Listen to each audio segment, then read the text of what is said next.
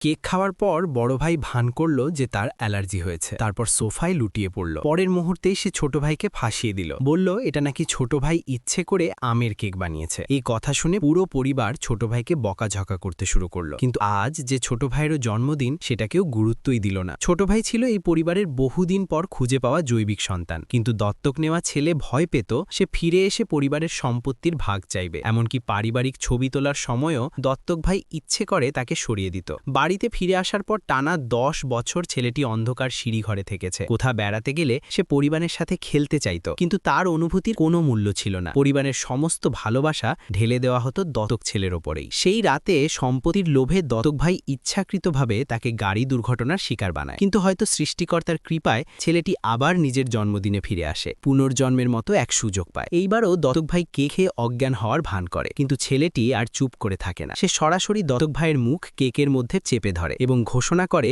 সেই পরিবারের সাথে সব সম্পর্ক ছিন্ন করছে। পরের দিন সে এক রেস্টুরেন্টে খেতে যায়। তার বন্ধুরা জানতে পারে যে সে পরিবারের সাথে সম্পর্ক ছিন্ন করেছে। তাকে সান্ত্বনা দিতে তারা নিজেদের প্রিয় মুরগির রানের টুকরো তাকে দেয়। হঠাৎ ছেলেটির মনে পড়ে 3 দিনের মধ্যে অনেক মুরগি রহস্যজনকভাবে মারা যাবে আর ডিমের দাম হঠাৎ বেড়ে যাবে। সে সঙ্গে সঙ্গে বন্ধুদের সব ডিম সংগ্রহ করতে বলে। বন্ধুরা কারণ না বুঝলেও তাকে বিশ্বাস করে। 3 দিন পর খবরের প্রতিবেদনে ঠিক ছেলেটির কথাই সত্যি প্রমাণিত হয়। ডিমের দাম বেড়ে যায় আর তারা মুহূর্তেই $3 লক্ষ লাভ করে। এদিকে জন্মদিনের অনুষ্ঠানে ছেলেটির অস্বাভাবিক আচরণ দেখে বড় বোন সন্দেহ করে। সেই জৈবিক ভাইকে ভালোভাবে জানতে চায়। বাড়ির কাজের লোক জানায় ছেলেটি 10 বছর ধরে সিঁড়িঘরে থেকেছে এবং প্রতিদিন খণ্ডকালীন কাজ করে নিজের খরচ চালিয়েছে। বড় বোন ভীষণ হতবাক হয়ে যায়। 3 বোন তখনই তাকে খুঁজতে যায়। ছেলেটি জানায় সে তাদের সাথে সম্পর্ক ছিন্ন করেছে এবং আর তার জীবনে হস্তক্ষেপ না করতে সতর্ক করে। এই কথা শুনে দ্বিতীয় বোন রেগে যায়। সে আগের মতো হালকা করে তাকে ঘুষি মারে, কিন্তু ছেলেটি ব্যথায় মাটিতে লুটিয়ে পড়ে। তারা দ্রুত তাকে হাসপাতালে নিয়ে যায়, কিন্তু অন্য বোনেরা ভাবে